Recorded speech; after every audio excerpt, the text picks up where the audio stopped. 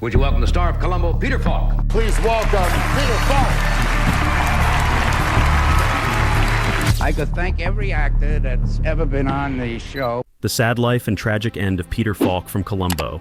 We all loved Peter Falk, the unforgettable face behind the legendary detective Columbo.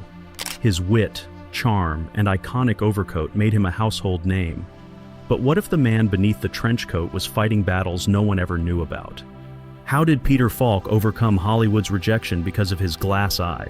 What shocking truths lay behind his turbulent marriages and his devastating struggle with Alzheimer's disease? And what prompted the creation of the Peter Falk Law after his death? These untold stories will shed new light on the life of a man who became a beloved cultural icon. Early life and challenges. Born in the Bronx, New York City in 1927, Peter's parents were Jewish immigrants from Europe who came to America seeking a better life. They opened a clothing and dry goods store, providing a comfortable living for their family. Growing up, Peter was surrounded by love and support, a nurturing environment that encouraged his interests and talents. But his life took an unexpected turn at the tender age of 3. He was diagnosed with a serious eye disease, and the only way to save his life was to surgically remove his right eye and replace it with an artificial one. This traumatic experience left a lasting mark on young Peter, both physically and emotionally. Growing up, Peter was surrounded by love and support, a nurturing environment that encouraged his interests and talents.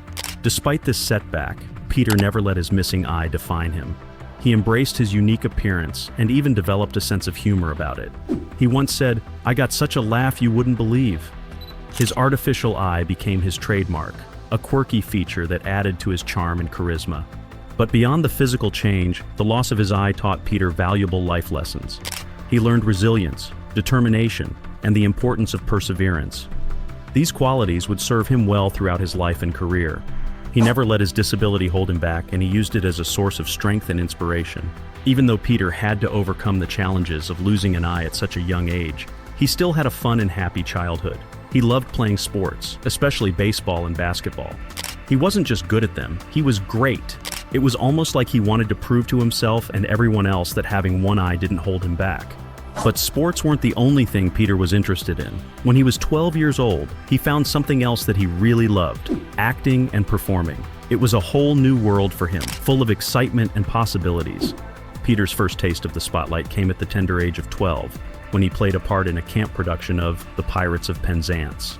This wasn't just a fun activity for him, it was a turning point. On stage, he could become anyone, even without his right eye.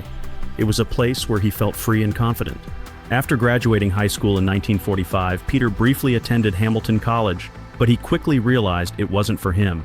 He was restless and unsure of what he wanted to do with his life. He even tried to join the armed forces, hoping to serve his country during World War II. But because of his artificial eye, he was rejected. But Peter didn't give up on finding a way to contribute. He joined the U.S. Merchant Marine instead, working as a cook and mess boy. It wasn't the glamorous life he might have imagined, but it was a way for him to see the world and gain valuable life experience. After his time in the Merchant Marine, Peter went back to school, attending the University of Wisconsin and later the New School for Social Research. He even spent 6 months in Yugoslavia, an adventure that broadened his horizons and deepened his understanding of the world. When he returned to the U.S., he faced the age-old question, what now? He decided to go to Syracuse University and get a master's degree in public administration. This led him to a job as a management analyst in Hartford, Connecticut. It was a decent job, but something was missing. One day, he decided to join a local theater group, a choice that would change his life forever. To get into the theater, he fibbed a little and said he was a professional actor. Little did he know that this little white lie would open up a whole new world for him. He started getting roles in plays like The Golden Kung Fu in 1956, and even made his Broadway debut in Diary of a Scoundrel. These performances weren't just about acting, they were stepping stones on his path to Hollywood. Peter's passion for acting was reawakened, and he was determined to make it big in the entertainment industry. The turning point. The more Peter acted, the more he knew that it was his true calling. He couldn't imagine doing anything else, so he made a big decision. He quit his safe and steady job as a management analyst and headed for the bright lights of Hollywood. It was a risky move, but Peter was determined to follow his dream.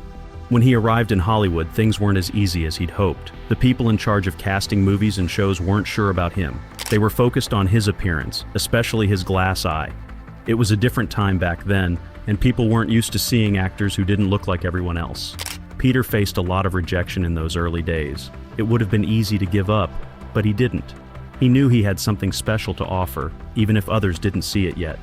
His determination and belief in himself would eventually pay off, leading to a remarkable career in Hollywood. In the face of all the setbacks and rejections, Peter's determination finally started to pay off. His first real break came in 1958, when he landed a small role in the movie Wind Across the Everglades. He also made his debut on television that same year in the series Kraft Suspense Theater. These weren't huge roles, but they were important steps in his career. Even though he'd finally gotten his foot in the door, things weren't easy for Peter. He still faced plenty of rejection, but he also found roles that allowed him to shine. His artificial eye, which some people saw as a flaw, actually became a unique part of his look on screen.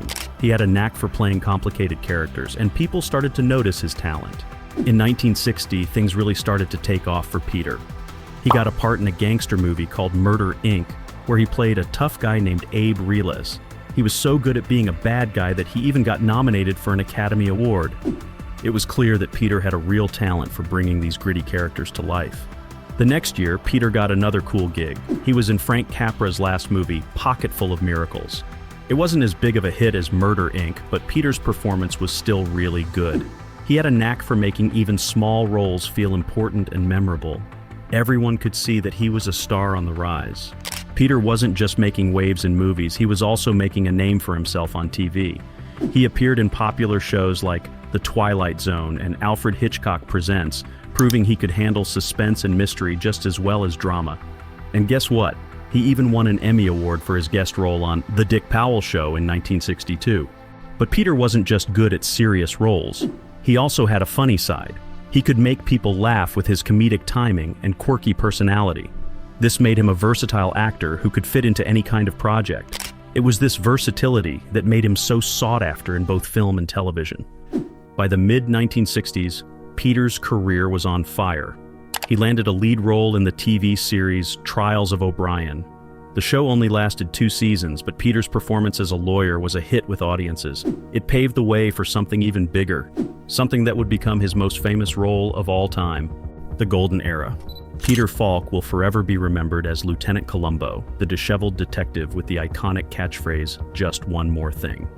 This role, which he first played in the 1968 film Prescription Murder, catapulted him to international fame. Columbo was unlike any other detective on TV. The show followed a unique format called an inverted detective story.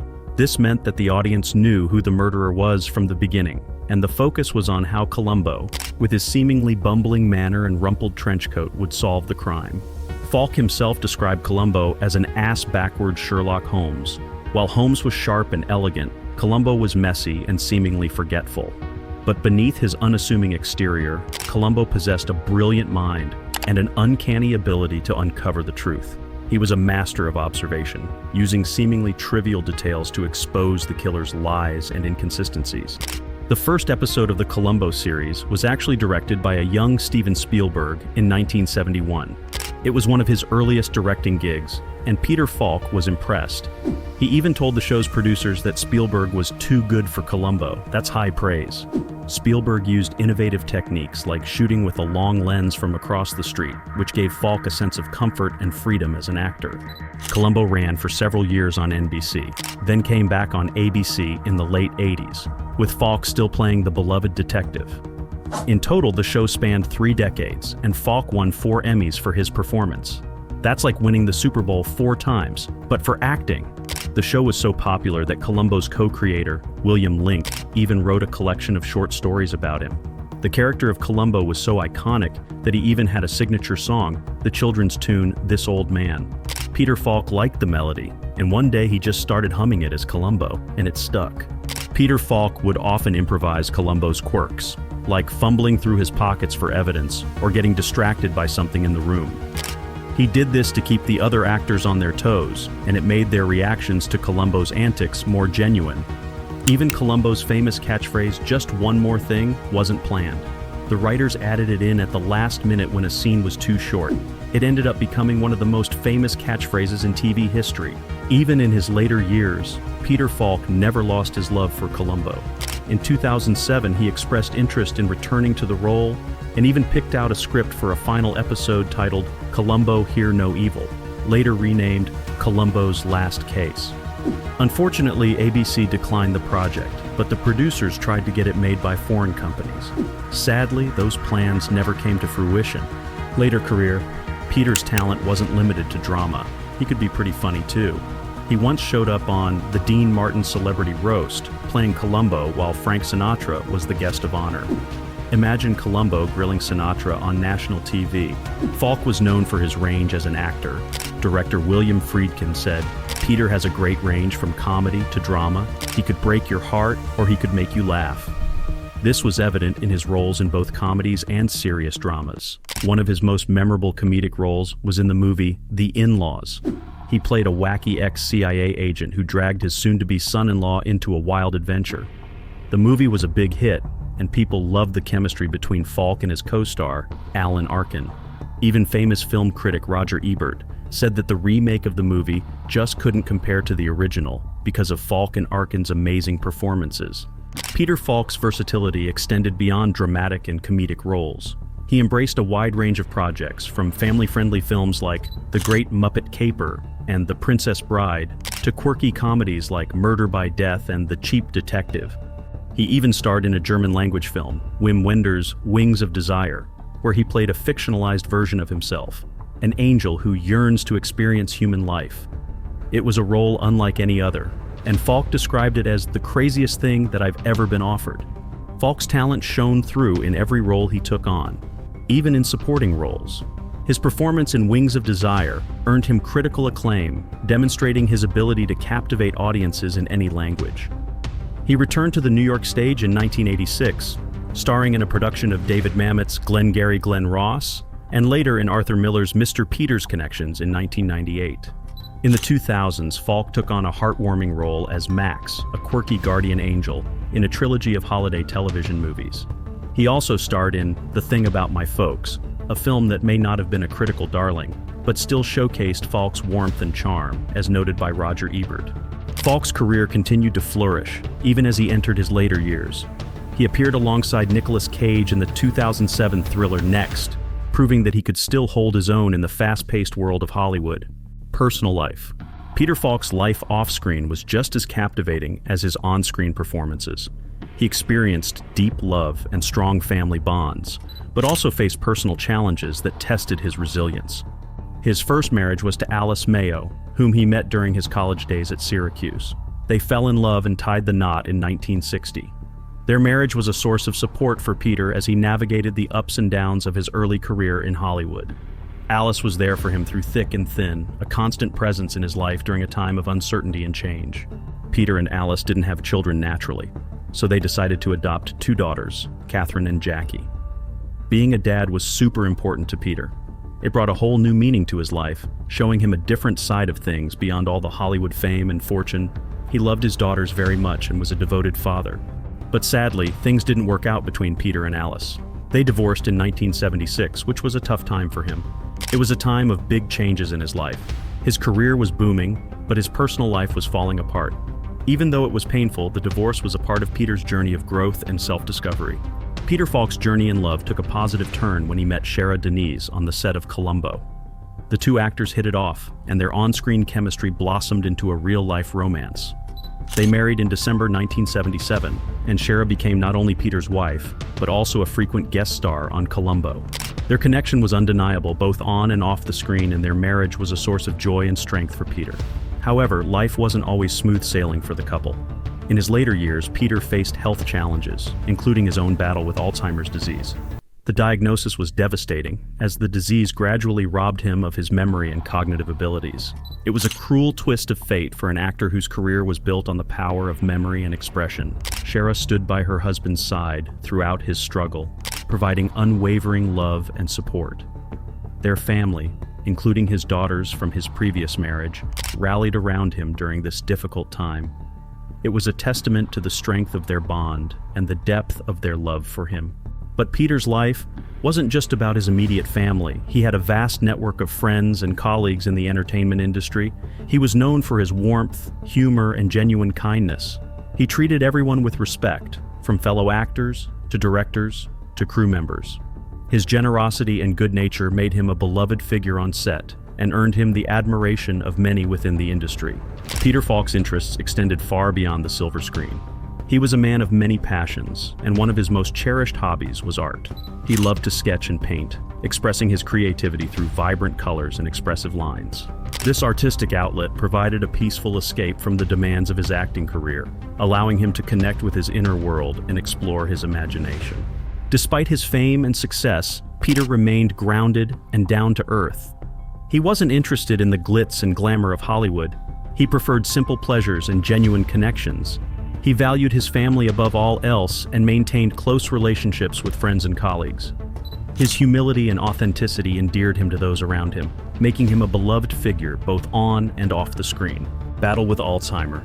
As Peter Falk grew older, he started to step back from the spotlight. His appearances on screen became less frequent, with his final major film role being in American Cowslip in 2009. But even though he wasn't as active in Hollywood, his legacy continued to shine brightly. His performances, especially as Columbo, remained popular and beloved by audiences worldwide. In December 2008, news broke that Peter Falk had been diagnosed with Alzheimer's disease. This devastating news not only impacted his family, but also saddened his countless fans who had admired his wit and charm for decades. Alzheimer's, a relentless disease that attacks the brain, began to slowly steal away Peter's memories and abilities.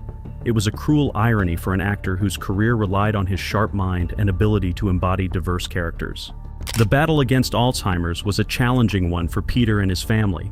Shara, his devoted wife, remained by his side throughout the ordeal, providing unwavering support and care.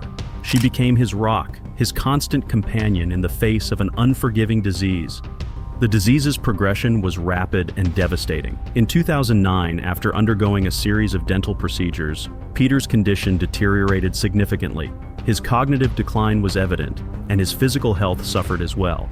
The once vibrant and energetic actor was now struggling to maintain his independence and quality of life.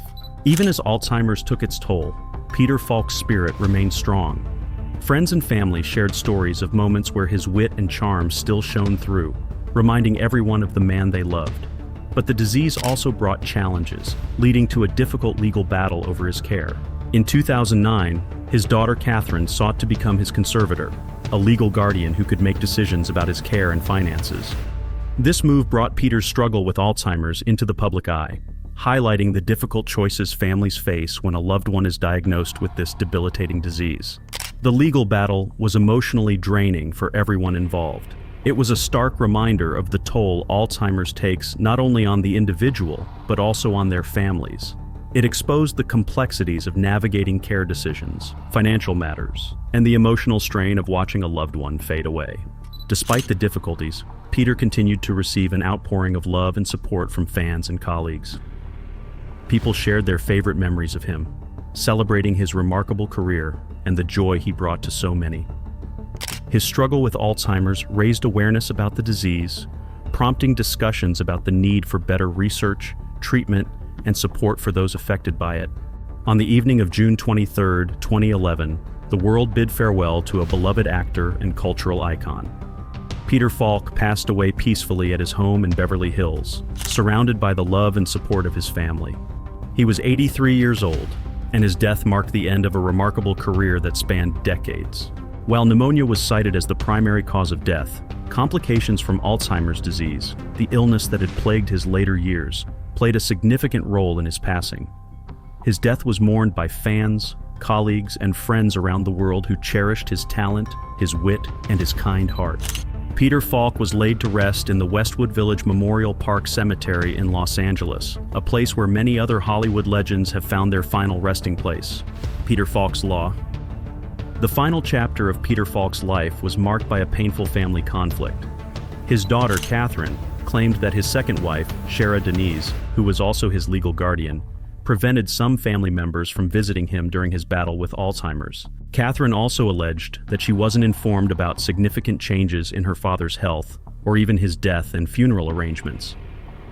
This situation caused immense heartache and frustration for Catherine, who felt unjustly shut out of her father's life.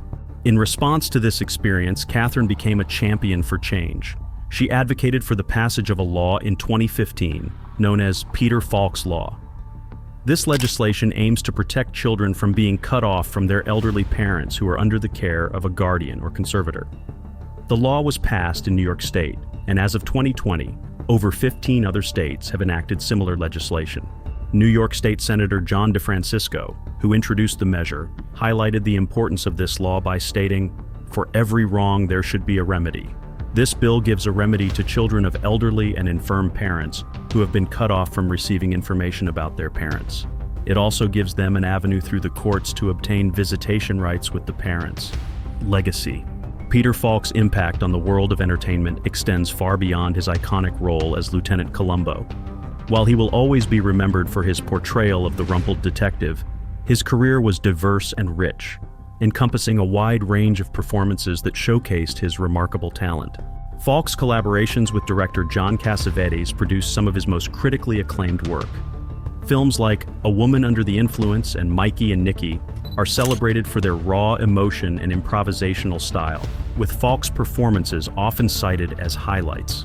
These roles revealed his ability to delve deep into complex characters and portray their vulnerabilities and struggles with authenticity. His influence on other actors and filmmakers is undeniable. Many in the industry have been inspired by Falk's ability to infuse his characters with warmth, humor, and a touch of humanity. His performances are often held up as examples of how to create relatable and emotionally resonant characters. He also serves as an inspiration for those who face challenges and adversity. His success despite early rejections and typecasting demonstrates the power of perseverance and the importance of believing in one's own abilities. Beyond his acting career, Falk was a talented artist with a passion for sketching and painting. His artwork, full of vibrant colors and expressive lines, reveals another facet of his creative mind. It's a testament to his multifaceted talents and his lifelong love of artistic expression. The numerous awards and accolades Falk received throughout his career are a testament to his exceptional talent and the respect he garnered from his peers. Multiple Emmys, Golden Globes, and Academy Award nominations highlight the esteem in which he was held within the entertainment industry. Peter Falk's legacy extends far beyond his professional achievements. He is remembered by friends, family, and colleagues as a kind, witty, and compassionate man. His warmth, humor, and generosity made him a beloved figure both on and off the screen.